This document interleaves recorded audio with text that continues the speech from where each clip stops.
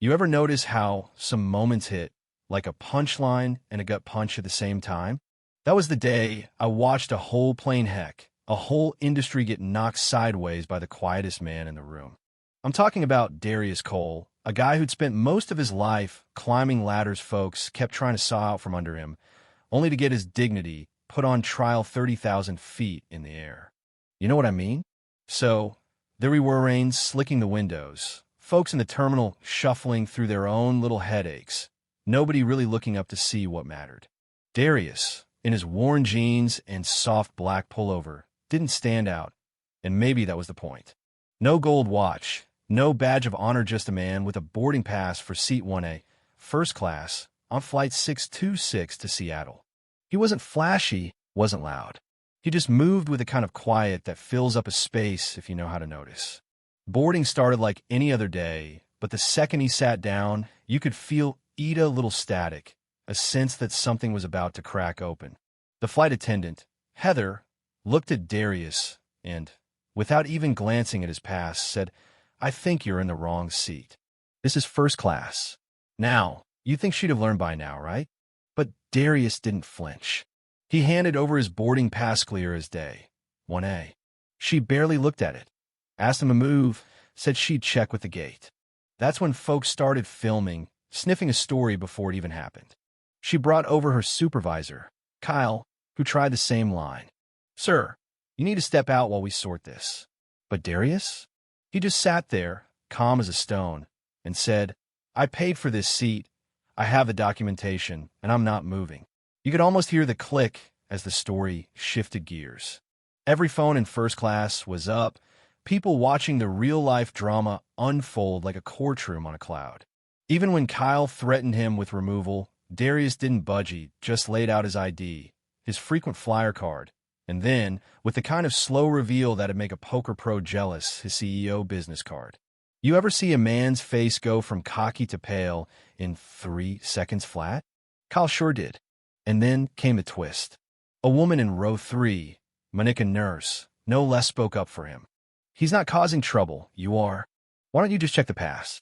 That's when it started to change. Not just Darius fighting his fight, but strangers standing up, too. Another guy in first class recognized Darius from some business summit, vouched for him right there. Turns out, Darius wasn't just some guy with a ticket, was the CEO of Cole Nova Group, and his company owned a chunk of the airline.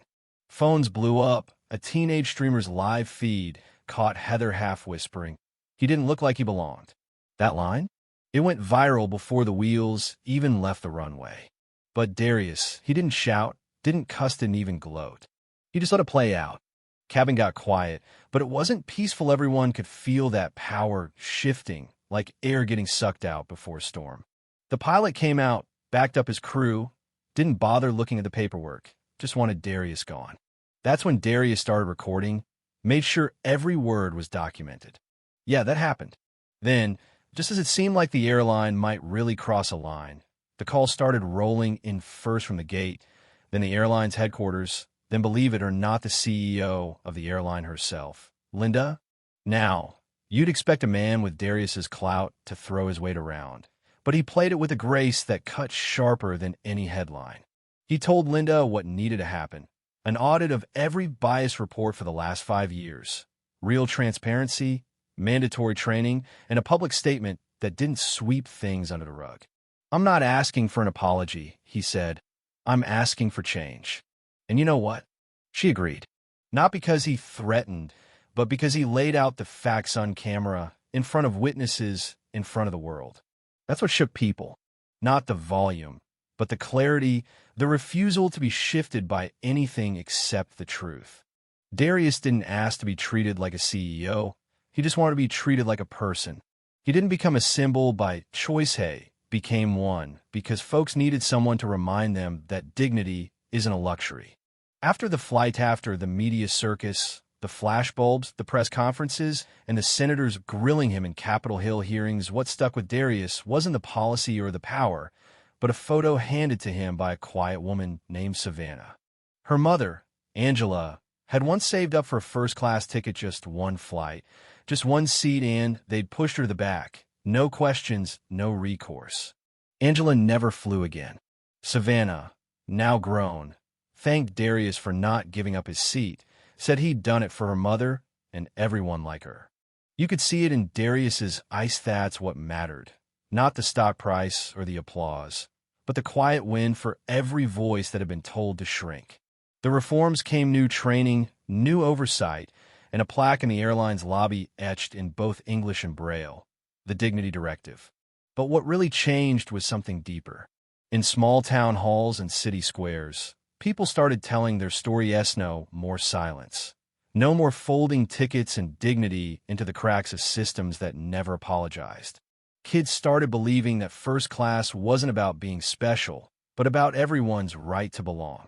That's what happens when one man refuses to be moved not by anger, but by purpose. So, if you've ever been told you don't belong or watched someone else get written out of their own story, this one's for you.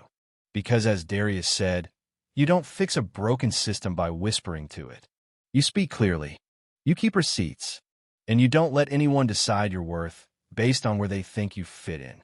That's not just a story about a seat, it's about standing up, sitting down, and refusing to disappear. If this moved you, if it made you think or remember or hope, share your thoughts below. Let's talk about what dignity means, who gets it, and how we make sure the next flight is better for everyone on board.